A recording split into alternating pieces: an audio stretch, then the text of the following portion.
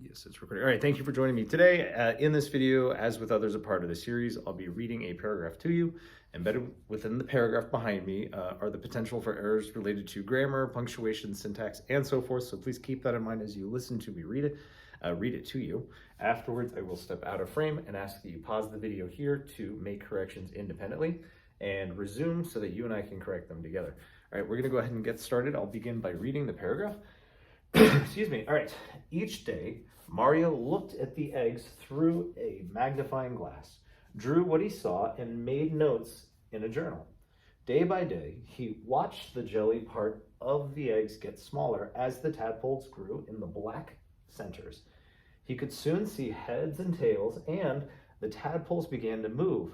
His science book said that the jelly part was food for the growing tadpoles.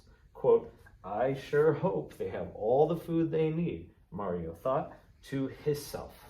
All right, go ahead and pause here to make those corrections and resume when you're ready to correct with me.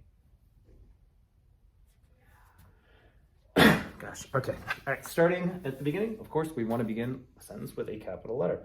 So each day, Mario being a proper noun, we're going to go ahead and capitalize that.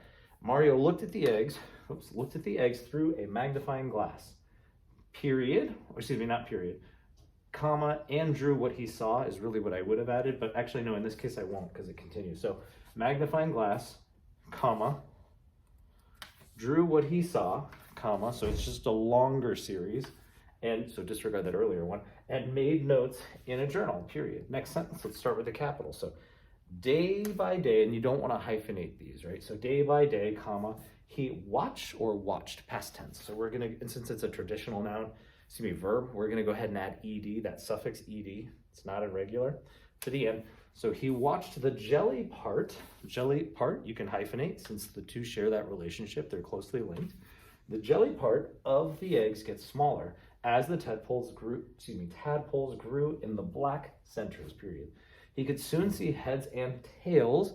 This is a tale like a story that you're reading from the library. We want tail like a tail on a cat.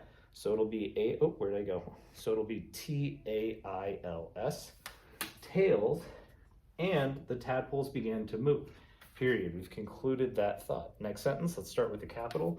So possessive pronoun his science book said that the jelly part, so we're gonna again hyphenate jelly and part, the jelly part was food for the growing tadpoles, period. Begin quote, "I sure hope they have all the food they need, comma," and that's where he's concluded his dialogue. Mario thought, because now we're attributing that dialogue to him, to himself, not a word. We're going to go ahead and change that to himself, the reflexive, himself, and then conclude with a period. All right, hopefully you found this video helpful. If you did, please give it a like. And if you'd like to continue to practice, I would encourage you to subscribe. All right, thank you.